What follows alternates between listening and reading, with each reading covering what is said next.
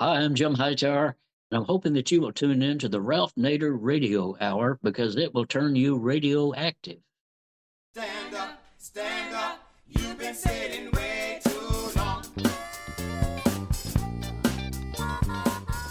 Welcome to the Ralph Nader Radio Hour. My name is Steve Scrovan, along with my co-host, David Feldman. Hello there, David. Good morning. And our producer, Hannah Feldman. Hello, Hannah. Hello, Steve.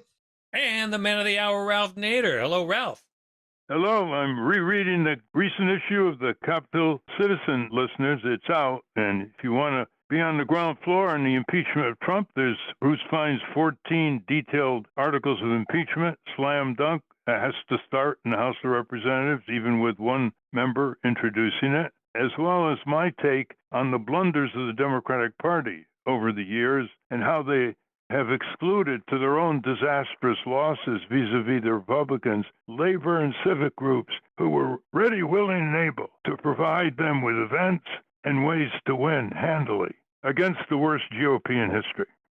Well, we're moving into the second month of the second Trump presidency, and his gutting of our government continues. First, they gutted foreign aid. Then they went after the FAA, the Department of Education, Department of Justice, the Treasury Department, the National Archives, and even the Kennedy Center, where our country's cultural center will be steered by the man who thinks the height of taste is a golden toilet. Now he has Elon Musk and his Doge dogs going after the Internal Revenue Service. Our first guest today is James Henry, who is an economist, attorney, investigative journalist, and a senior advisor to the Tax Justice Network, an international NGO that has led the fight to dismantle tax havens. He's going to let us know what could be in store for the IRS, especially in light of Trump's push to make his first-term tax cuts permanent. Next up, we're going to talk about how to give the oligarchy a good old kick up the backside with our dear friend and America's #1 populist, Jim Hightower. Jim Hightower has spent 5 decades battling the powers that be on behalf of the powers that ought to be: consumers, working families, environmentalists, small businesses, and just plain folks. His newsletter, The Hightower Lowdown, has gone digital, and it's just reached 50,000 subscribers, so the grassroots resistance is looking pretty lush. We're going to talk about all that with Jim in the second half of the show. As always, somewhere in the middle, we'll check in with our relentless corporate crime reporter, Russell Mokhiber. But first, Trump has sicked the Doge dogs on the Internal Revenue Service. David? James Henry is an economist, attorney, and investigative journalist who has written numerous articles and several books about international private banking, offshore havens, debt, capital flight, and development. He is a Global Justice Fellow at Yale and a Senior Fellow at Columbia University Center for Sustainable Investment, and is a Senior Advisor to the Tax Justice Network, an international NGO that has led the fight to dismantle tax havens. He has also been an active pro bono environmental and constitutional lawyer in New York. Welcome back to the Ralph Nader Radio Hour, James Henry. Thanks very much. Good to be with you. Well, Jim, you've done a lot of work on taxation, international taxation. You've investigated all kinds of money laundering and tax evasions by big business and the super rich. The reports are that Trump and Musk are going to get access to IRS personal data, which has never been allowed, and that they have put in place a toady as head of IRS, forcing the current one out of office. And he had about a couple of years more end of his term. Listeners, this is the difference between Republicans and Democrats, among others, is the Democrats let these heads of the Postal Service or the IRS finish their term when they win and replace the Republicans. The Republicans say, get out right now. And so they've got the IRS in their bullseye. And, of course, both Trump and Musk are super low tax payers. They're using every loophole possible.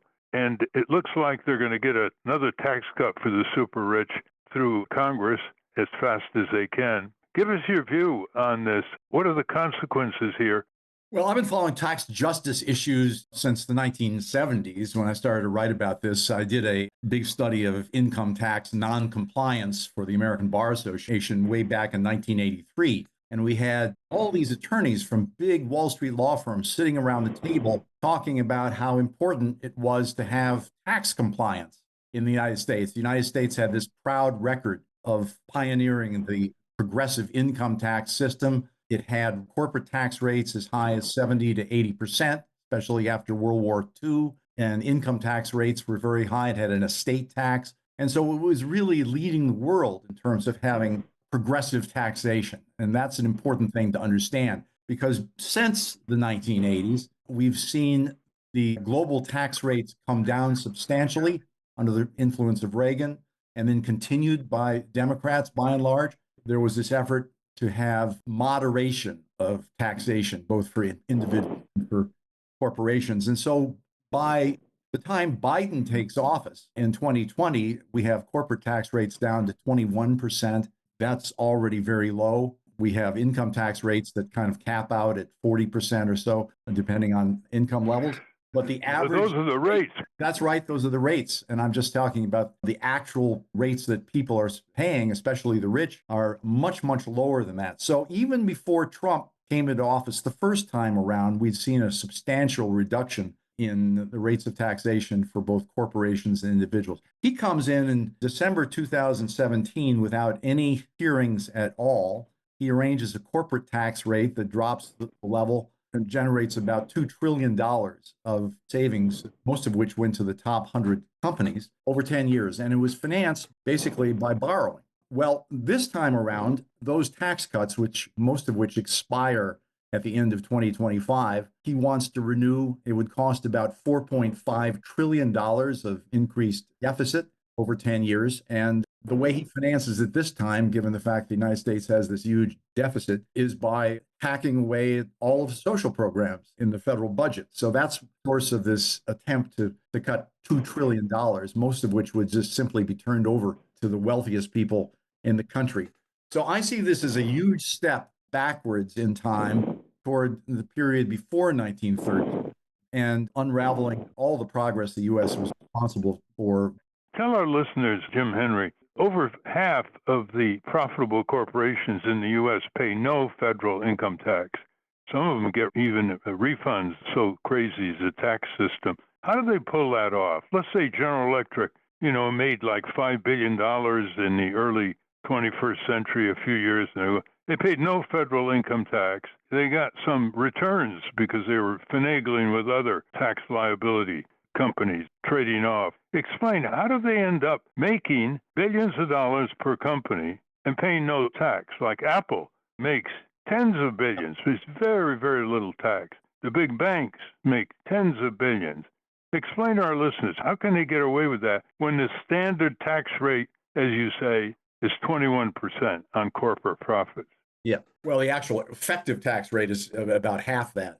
But Apple in particular is one I know well. I've written about their use of the offshore system. For decades, they parked about 65% of their worldwide income in a company in Ireland that was a citizen of nowhere for tax purposes. It wasn't subject to U.S. tax and it wasn't subject to Irish tax. And so they could leave the money there offshore untaxed until they decided to bring it back. So by 2017 tax bill that Trump enacted, they had accumulated hundreds of billions of dollars offshore that had never paid tax. That's one method, is to use the offshore system. News Corp, owned by our friend Murdoch, has 152 offshore subsidiaries. And so one of the ways you avoid tax is by gaming the international system. You park your income in jurisdictions without any income tax. You leave it there until it's appropriate for you to bring it back to the United States. And they basically have managed to game the system. So, of course, large credits and depreciation, oil industry benefits a lot from tax. I think the IMF has done some fascinating work trying to estimate the fossil fuel subsidies. So the offshore tax system is a mess. One of the things that Janet Yellen was trying to do at the Treasury under Biden was to work with the European countries, members of the OECD, come up with a compact that would agree that can't have any tax rate lower than 15%. Well, Trump has just kiboshed that whole idea and put an end to about a decade of work collaborating with our allies by throwing that treaty out. That will mean that, in effect, U.S. companies are back in the game of putting their money in anywhere in the world and not paying taxes on it. There's an even greater absurdity here. You mentioned tax credits. That doesn't mean much to a lot of people, but what they do, for example, with Silicon Valley companies and so on, and drug companies, is they say, if you put money in research and development, you can take that as a tax credit against your income tax. Like, well, of course they're going to put money. I mean, that's how they make money. So they're paying these companies at the expense of middle-class taxpayers who have to pick up the tab and the burdens of federal expenditures. They're paying these companies for what they should be doing anyway. Well, that's right. And they would be doing anyway. You know, there's $150 billion being proposed, $150 billion tax cut being proposed as part of this package the Republicans are putting together for precisely that, R&D credits that they should be making anyway. But the big picture here, and it's a little bit hard for ordinary Americans to kind of grasp all these technical issues, and I'm familiar with the problem of trying to get people to understand the tax code to fight this fight. Basically, the U.S. is now taxing corporations at Estonian levels. I mean, we have a tax rate that's below China's. You know, China's is about 25% corporate income tax. Ours is 20. Trump wants to make that even more generous for companies. At the same time, one thing that I'm just shocked by, it's hard to be shocked by this administration, but any more than by anything else, but he's basically dismantling the IRS. The IRS had been for years sort of starved for financing for its tax enforcement efforts against large corporations and wealthy individuals. They finally got the Biden administration to add another $80 billion over 10 years, which was hiring about 10,000 additional investigators and enforcement people. And Trump has just fired them. So that whole effort to reinvigorate the IRS enforcement effort. So, you know, a lot of what we're talking about here is illegal activity. It isn't even a question. It would have paid for itself, that $80 billion investment, about 10 times over in terms of increased revenue collected. So it isn't that this is driven by rational economic policy. I don't think any part of Trump's program makes economic sense. Well, it's a classic conflict of interest. Trump and Musk are making super income, and they want to control the IRS so the IRS doesn't go after them and go after their buddies. Jim Henry, you were chief economist for McKinsey and Company at one time, so you know what the business community is like. The New York Times headline recently saying U.S. business firms may be heading into a sea of uncertainty. That is devastating to the corporations, that they cannot tolerate unpredictable chaos. Give us a read on that. You think the business community is going to start pushing back here? They say, well, we don't really care about poor people, but you're really screwing everything up. You're breaching contracts that we have with the government arbitrarily, which is illegal. You're wrecking our subcontractors, our small businesses. Millions of them are losing the payments because you're breaching the contract. You're destabilizing the whole capitalistic economy. Give us your read on that. Is this a serious prospect that he is going to alienate the business community, which already has very little regulation, already has huge tax cuts? Yeah, I haven't been impressed with the willingness of the business community to stand up and voice their objections to Trump's policies. They've basically been falling in line, appearing at the inauguration, you know, and so forth. But yes, objectively, uncertainty is as damaging to investment as lower growth, as taxation would be to some analysts of the business investment. Trump has promised to have higher growth rates. He's promised to reduce inflation. He's promised to cut the deficits, and yet he has all these tax cuts. He's also trying to have tariffs on our best trading partners, China and the United States and Canada, all of which is going to invite retaliation that's already costing us tourism from Canada. It's already clogging the borders and people going to Mexico, the long lines there. And countries are pushing back at this bully kind of tactic. And so this is going to hurt growth. It's going to raise inflation. It's going to blow the deficit targets through the roof. And it's going to also hurt millions of Americans who depend on the government for all kinds of vital, essential assistance. And the National Science Foundation, just being all the investments that have been going into drug research and into the scientific community, just being taxed. So, you know, if you thought there was a rational reason behind Trump's economic plans, this is very hard to justify. This is definitely going to upset a lot of people in private. The question is whether the business community will step forward. I would add to that a couple other things. He's completely deregulated cryptocurrency. and artificial intelligence. He's taken the gloves off there. You're going to see the combination there is going to be another big aggravator of the enforcement of the tax code, and it's going to add to the kind of uncertainty. Well, the business community, they're looking at tariffs. They don't like tariffs because they know it's going to be a trade war. And they know they have to transfer the tariff increases to the customer, and that's going to increase inflation. Already, inflation is rising since Trump was inaugurated. Egg prices are hitting record levels. He made a big deal of blaming Biden for egg prices. But also, they're losing immigrant workers in the chicken processing, meat processing industries and agribusiness because Trump's rounding everybody up. I mean, they're rounding up ones that have temporary stay permits, not just undocumented. That's really wrecking the daily operation of these companies.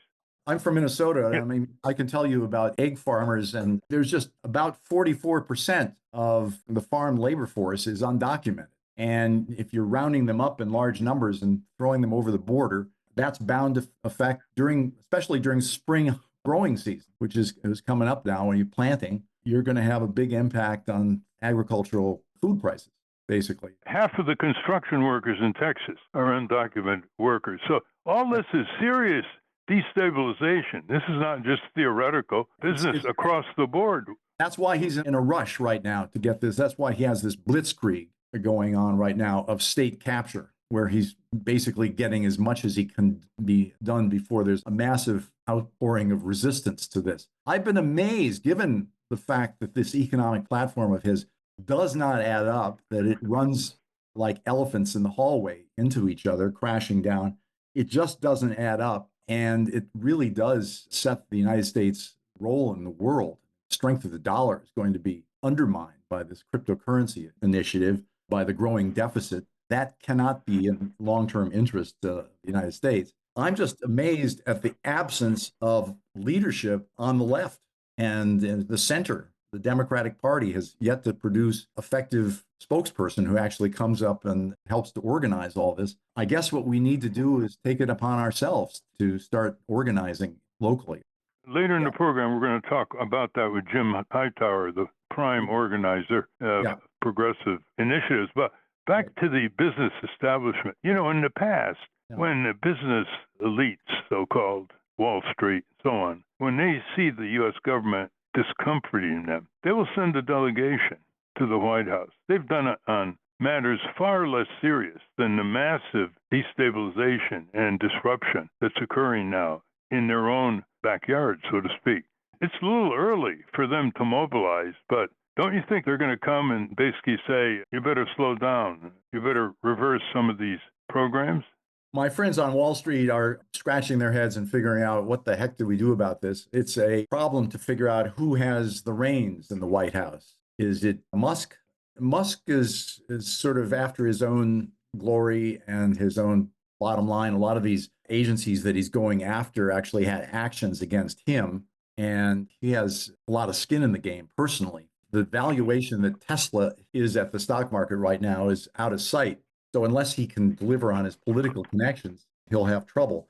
I don't know. I mean, I've been disappointed that people like Jamie Dimon from JP Morgan have basically knuckled under, taking ducking at this point, rather than speaking out and saying this is going to do long-term damage to the United States. Well, the stock market is holding up. When that starts to crack, they'll find a little more moxie to engage in. Musk's Tesla stock hit a high in December of $488 a share. It's now about $356 a share. That's quite a drop. If you've driven by a Tesla car lot, such as they are, you'll see all the Cybertrucks lined up. He's made noises about how he'll ultimately turn the company into a robotics company. He has SpaceX is quite valuable based on its government contracts. Which is why he's going after the regulators. There are all kinds of investigations of Musk.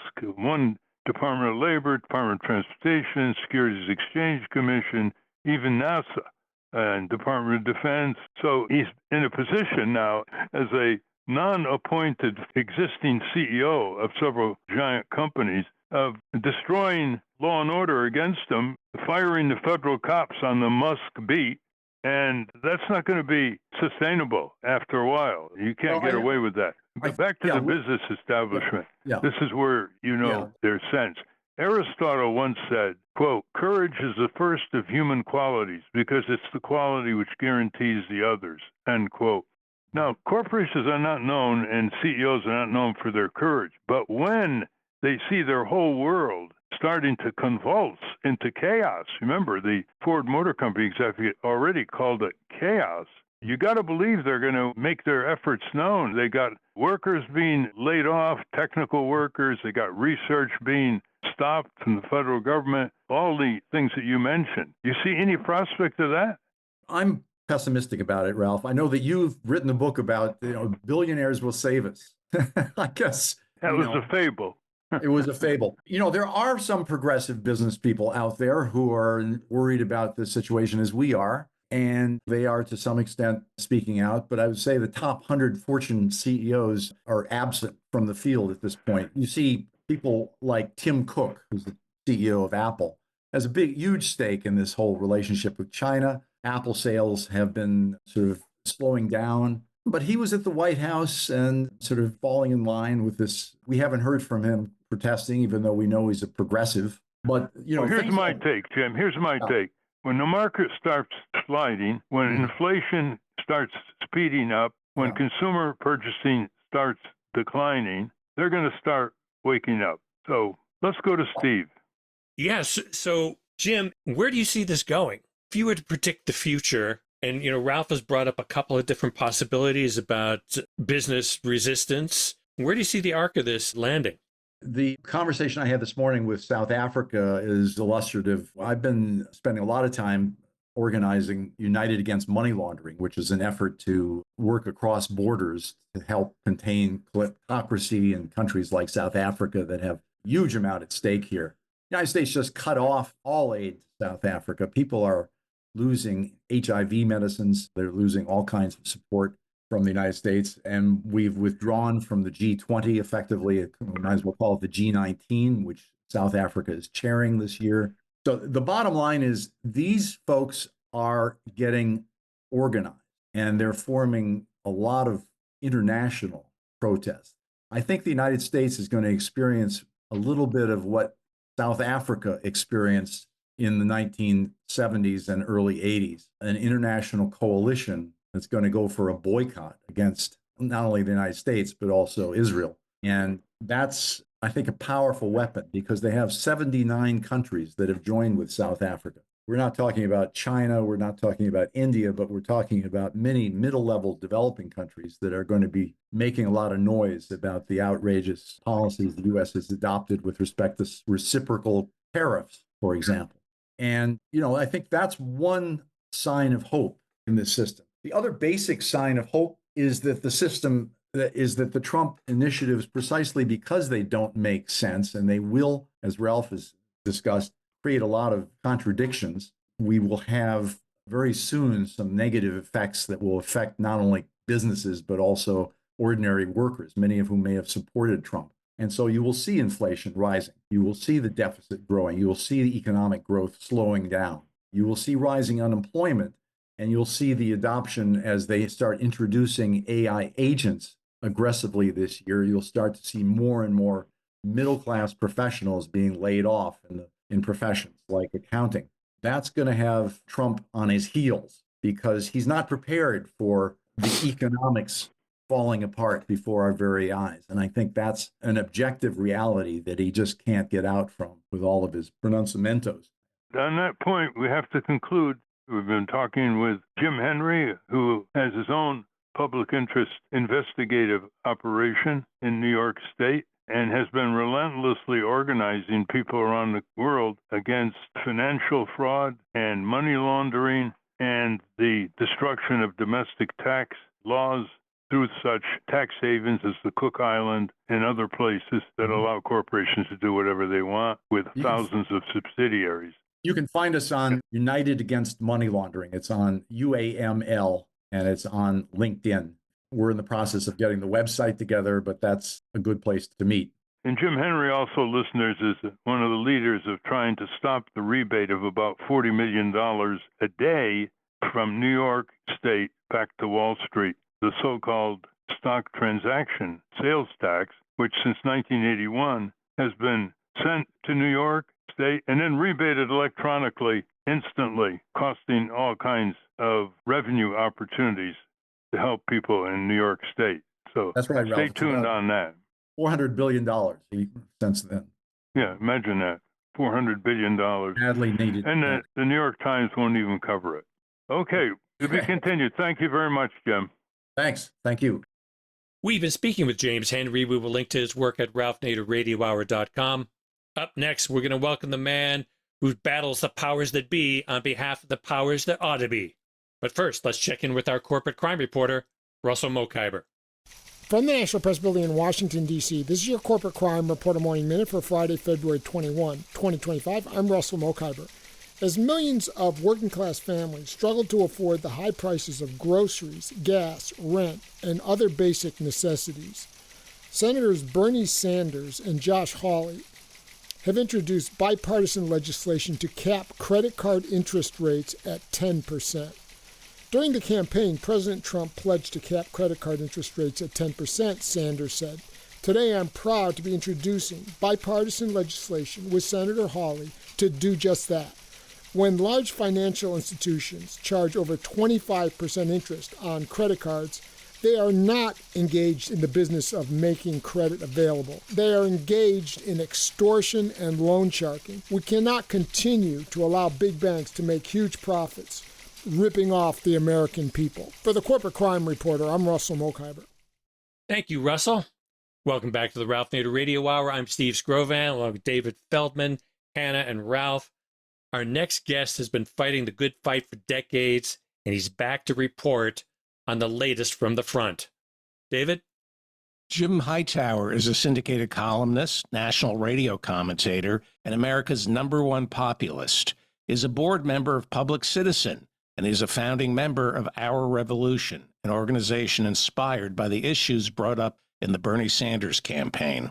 He has written several books, including Swim Against the Current, Even a Dead Fish Can Go with the Flow, and his newsletter, The Hightower Lowdown, publishes twice a week on Substack. Welcome back to the Ralph Nader Radio Hour, Jim Hightower. Great to be with you. Thanks to Ralph for bringing me back on, and a joy to be a part of the event here today. Thank you very much, Jim. Listeners, you'll never see a better stump speaker than Jim Hightower, who's done it all over the country.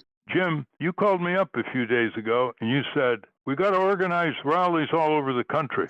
Never mind Washington now.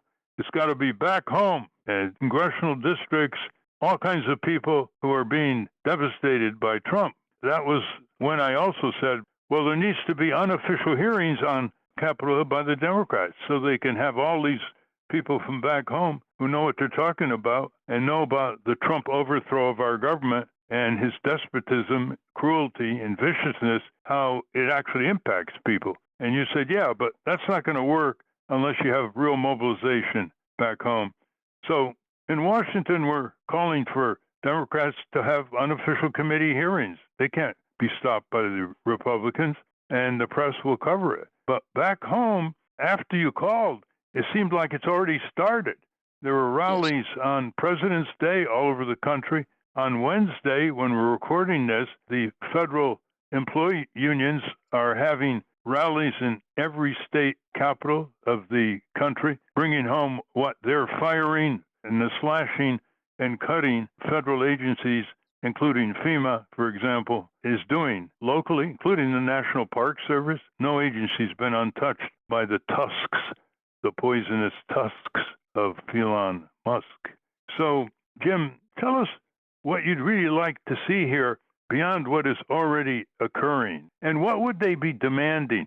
As Frederick Douglass said, power concedes nothing without a demand. They're not going to be on the defensive. What are they going to demand? My favorite motto, demand from Trump, is restore, retreat, and resign. Go back and play golf at Mar-a-Lago. Take it from here. Well, the good news, as you point out, is that the people are revolting in the very best sense of that word, by the way. And it is happening in rural towns, counties, as well as big cities, as well as college towns, working class communities, immigrant communities, et cetera. The rebellion is on, and the people are doing it themselves. And I've got to say, as a longtime Democrat, much to the amusement of the people of Texas, elected here as a Democrat a couple of times in this state, that my party has been, in my view, shameful in its unwillingness to come forward in the most aggressive way. Now, there are certainly terrific members of Congress who are Democrats who are fighting back against Trump. They're calling for hearings, they're filing lawsuits, they're taking administrative actions, anything that they can do. But that's long-term stuff. That's not going to make any difference right now. We are in a crisis, and what's going on is a plutocratic coup against the people of the country. All people, as you were indicating, workers for sure, all kinds of workers are realizing, wait a minute, it's us too, and senior citizens along with children. We have a terrific rebellion in communities all across America today against this coup by elementary school kids as well as junior high and high school kids taking action. So people are on the move, and they understand that this plutocratic coup, it's not about USAID, it's not about this agency or that agency. It is a coup by what I call the 6 Bs, the bosses, the bankers, the billionaires, big shots, bastards, and bullshitters running roughshod over us, thinking that they're the top dogs and we're just a bunch of fire hydrants out here. And those fire hydrants are now spewing back at the bastards. And that's to the amazement, I think, of Elon Musk and Donald Trump, who seem to think that their coup attempt was going to be applauded by the people. Rather, the people are taking action and are making those demands. Basically, they're the same demands we've always made in this country, which is that a demand that power, money, opportunity, the possibility of little d democracy flower in our countryside. And that's not going to happen by a coup led by billionaires, which is essentially what we're facing right now. I mean, you don't have to be in who's who to know what's what. And what's what is that this is Elon Musk, Donald Trump, Peter Thiel. You can go down the list, Jeff Bezos of Amazon, Zuckerberg, all these billionaire guys who seem to think they're geniuses because in Musk's case, for example, his right-wing racist daddy from South Africa left him a fortune, which he then used to leverage government power, government grants, government subsidies to make a fortune for himself. So therefore, he seems to think that he should be the governing god, or at least quasi-deity, of our country. And this is an arrogance compounded by ignorance that is leading America to a disastrous end. That is why the people are on the move. Let's talk about Texas. Texas is the biggest wind power producer in the country by far. Texas. And Trump hates wind power. And like he's got an obsession against wind power, maybe because it challenges his hot air that comes out day after day.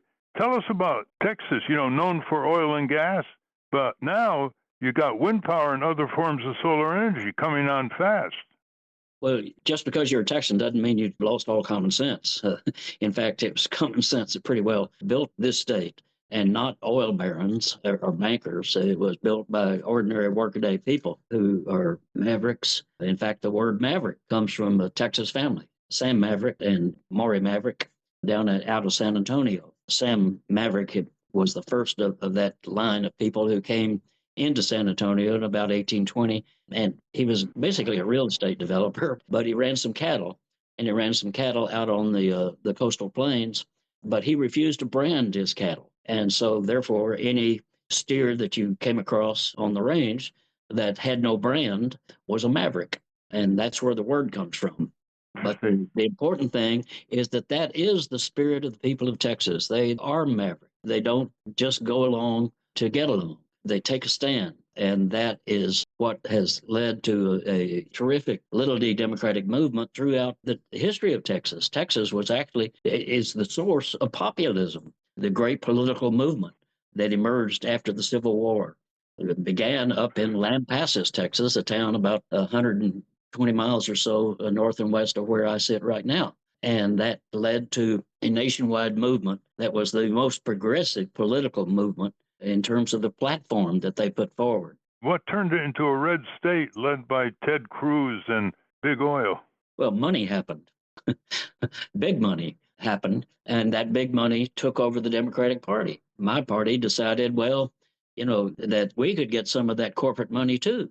The corporations were willing to fund our campaigns. Well, I can tell you that if you accept a corporate check, written on the back of it is the corporate agenda, and they cash the check, not you. And so that led to my party's abandonment of its populist values, its working class constituency, its values, economic fairness, social justice, equal opportunity for all. Those are the populist values. And my party turned into a Republican light organization. But the people keep rebelling. The populists themselves were a rebellion. And then when money crushed them during the robber baron period in our country, they came back, though, with the progressive movement and the New Deal and the labor movement and the civil rights movement and the women's movement, all of this strong focus here in Texas. So they came back. Then money came back as well. Money doesn't ever quit. So it came back. So we had to rebel again. And in the 1950s, we had to create our own media. We created the Texas Observer because the state's newspapers wouldn't even cover any kind of progressive event that was happening in our state, much less cover political candidates who were progressive. They had a slogan back then that said, for example, Ralph Yarborough, a senator from Texas, could have a rally in Dallas, 3,000 people show up, wouldn't be a word about it in the Dallas Morning News the next day. So they came up with the slogan, Dallas Morning News. If it happens in Dallas, it's news to us. So that led them to realize we've got to create our own media. Then we got to create our own political movement. You had to pay to vote in Texas back in the 1950s, and until the mid-60s, that was true. So we organized to pay people's poll tax so they could be able to vote.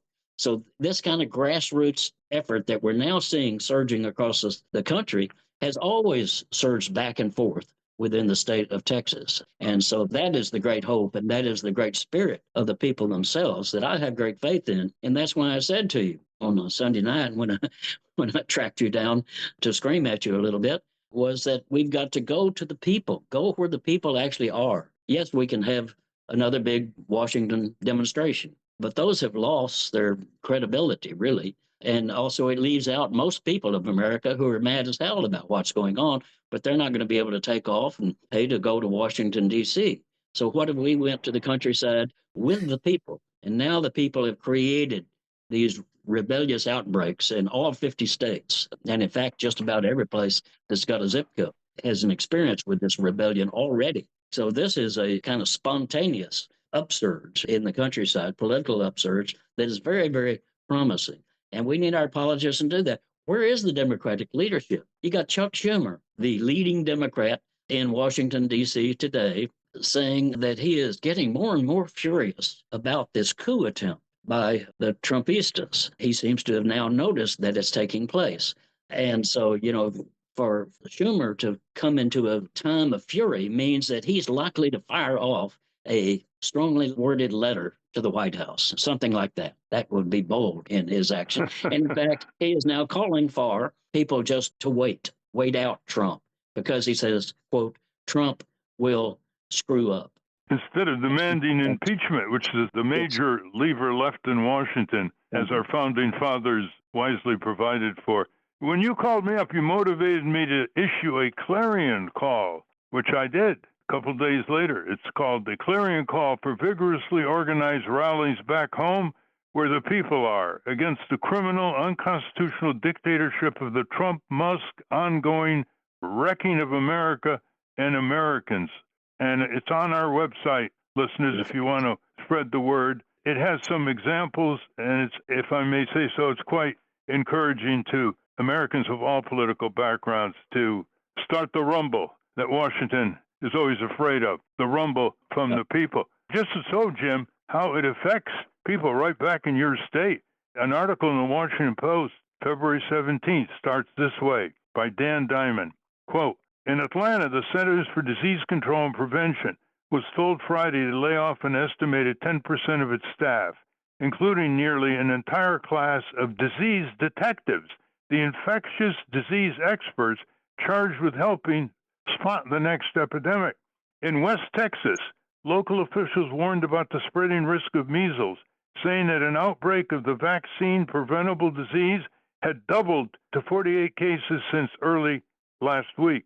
And in the Oval Office, President Donald Trump signed an executive order focused on no coronavirus vaccination mandates in schools and universities, end quote. You know, coronavirus is infectious. That's the first criteria for applying a vaccine mandate. If it's infectious and the kids can give it to one another, you really can't have some kids infected to give it to other kids as well. By the way, we don't think the executive order is lawful, but that doesn't stop dictator Donald from issuing it. So there it is, right down to West Texas. There's a real fear of a deadly measles epidemic spreading all over the country after we developed ways to prevent it entirely. Your comment. Yeah. This is nonsense. I mean, they're going after our healthcare and the whole healthcare system that fights these outbreaks that are just constantly occurring around the world naturally, but you have to deal with it. And so they're going to eliminate the infectious disease efforts that you're talking about. The air controllers, let's eliminate them, because who needs them unless you're flying? And, you know, right on down the line, farmers, workers, consumer protections, all of this being done. They say they're going to fix our government, but they mean fix in the same way that your veterinarian means fix when you bring in your dog.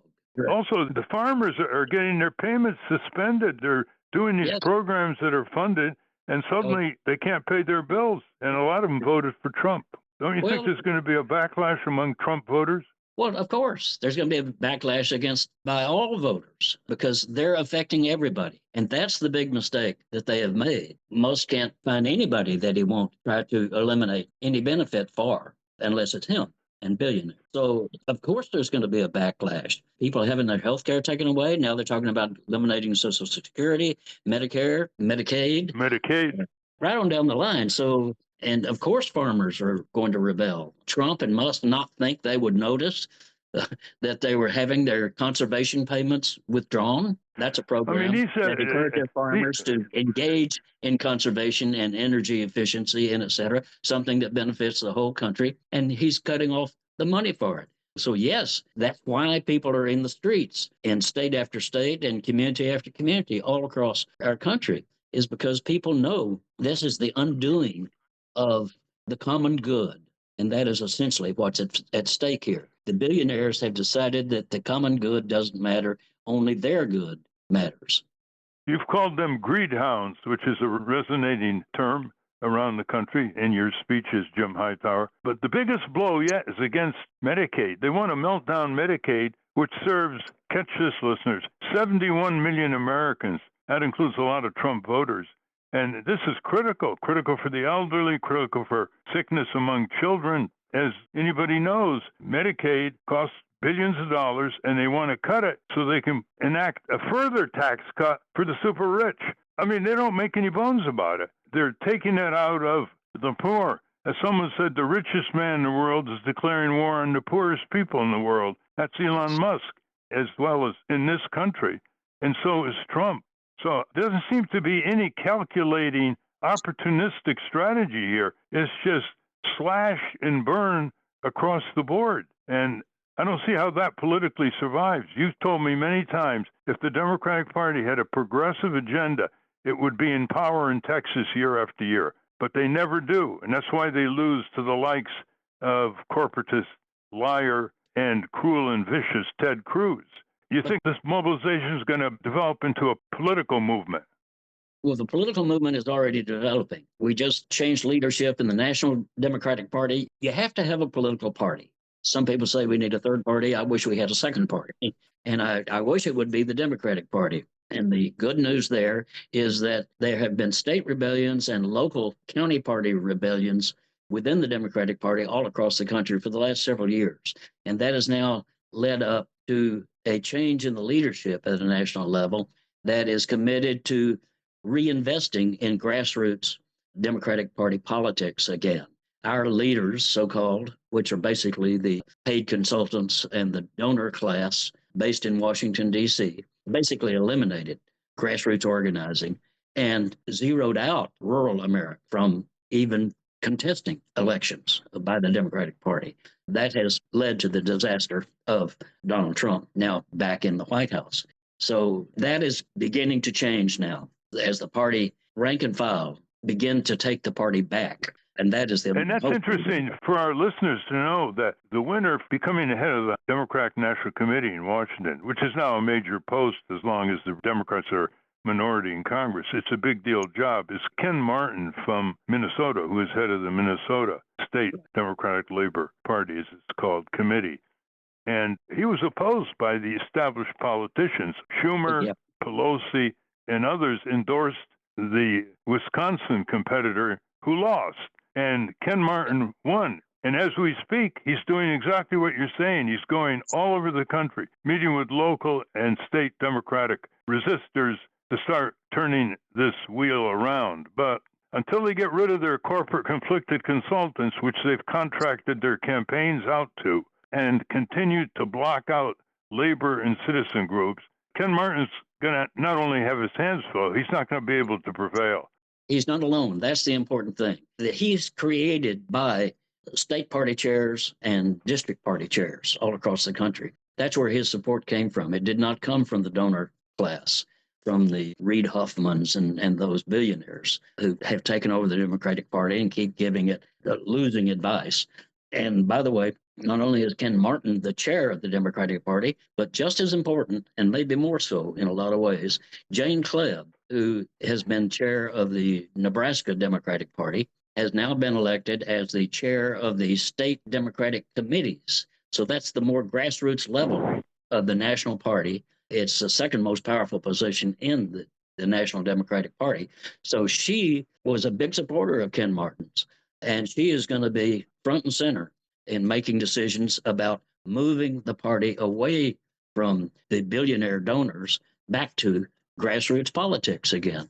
Bernie Sanders proves your point. He really would have gotten the Democratic nomination in 2016 and 2020 if it wasn't sabotaged by the Pelosi-Schumer corporate wing of the Democratic Party. He is now the most popular politician in the United States, still, Bernie Sanders. It makes your point. He should be because of that, because he stands up for little d democratic principles and people. That's what Democrats are. And that's why people have fled the Democratic Party, particularly in rural areas, is because the party doesn't stand for that anymore, doesn't stand for those people, doesn't fight for those people. The answer is the rumble from the people has to have a second and third strike capability. And that's what we're all about in this podcast, listeners. Once the people start coming out in greater numbers and they know what they're talking about and they're representing the vast majority of American people who are not divided and ruled on the matters that affect their own livelihood. That's just a technique of the ruling class to create issues, divide and rule them. But on major economic issues, health issues, safety issues, public service issues, getting their taxes sent back to their communities instead of overseas for the military empire to waste and kill and plunder. That's what the future is, as Jim Hightower sees it. It's you double down and triple down. We can't be discouraged. We know we outnumber the corporations enormously in Congress. There's about 1,500 of them, and we're tens of millions. That's what Harry Truman said on his 1948 campaign, Jim. You probably know this. He got on a train and went all over the country, and he was addressing 90,000 farmers in a field in Iowa or Nebraska.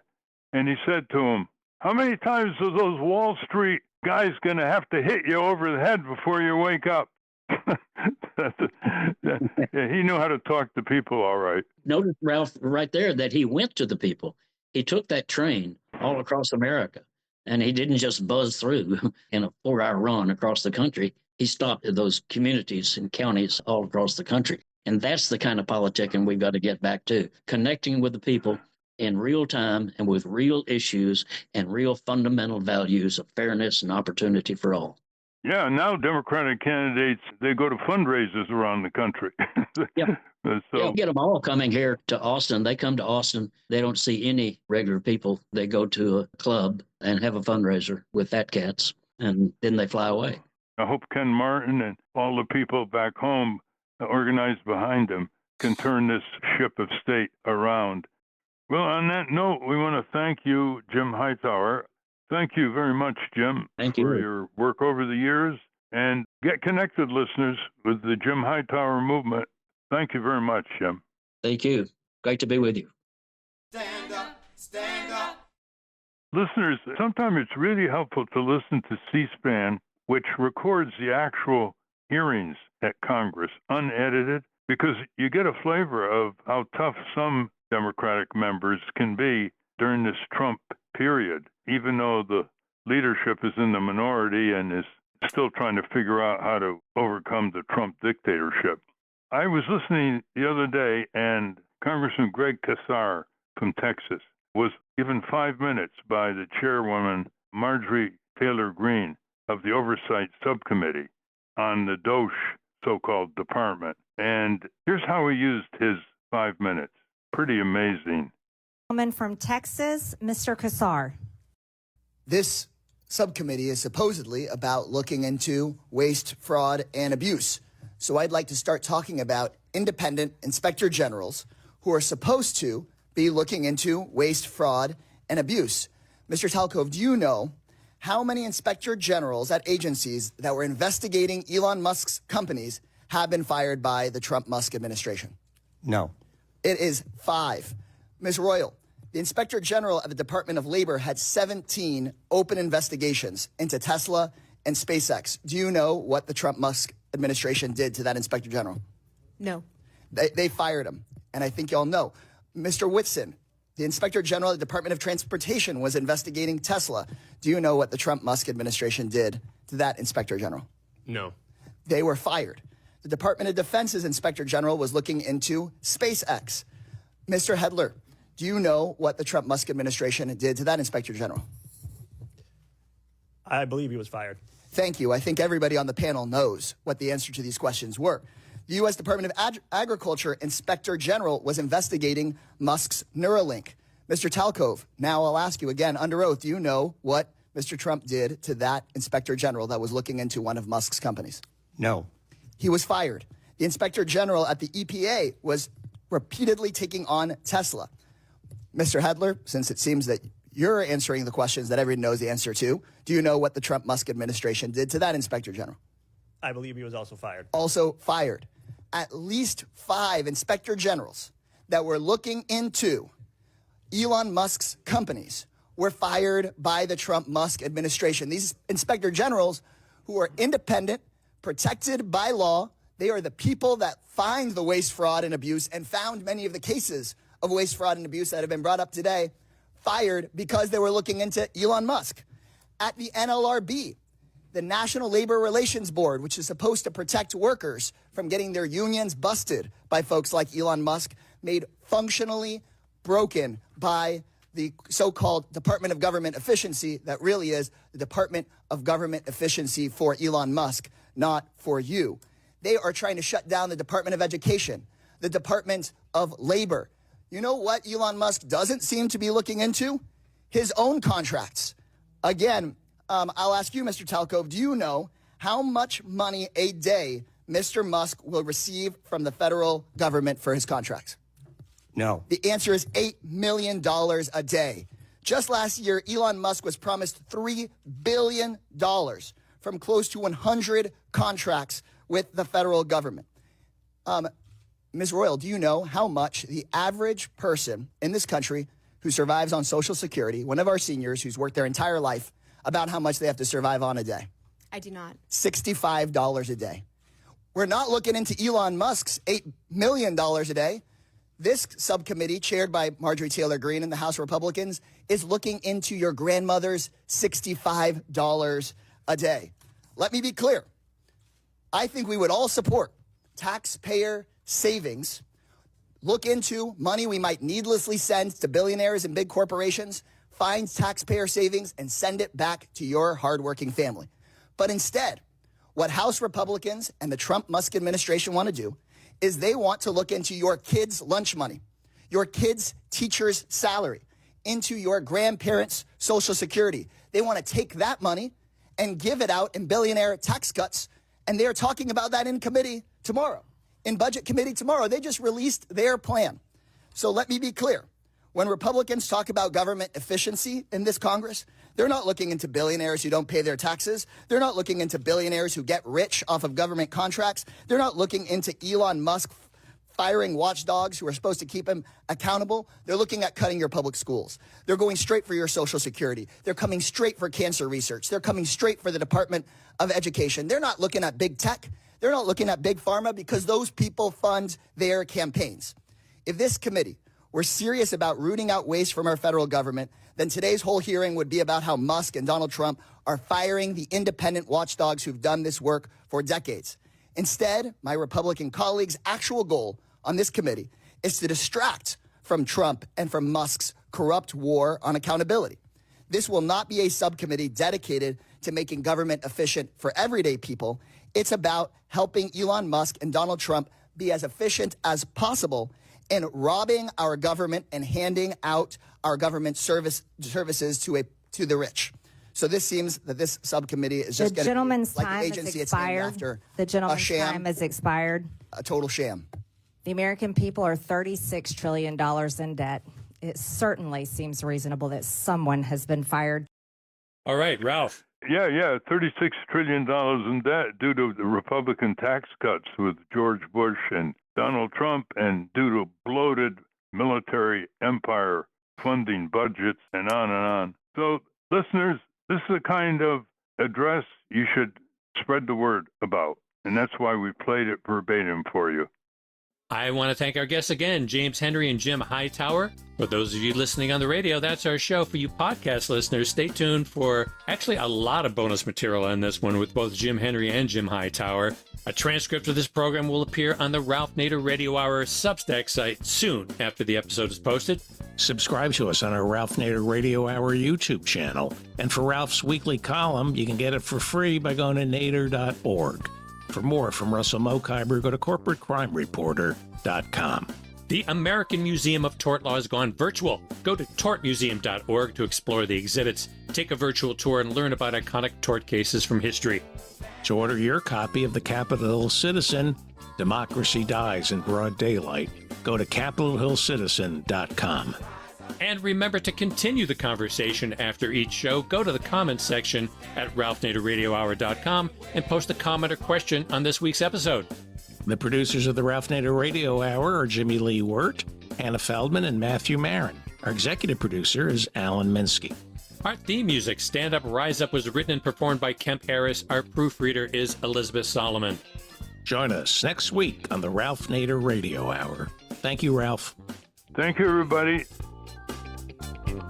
Don't let them fool you. You have the power in your hand. I'm only trying to school you.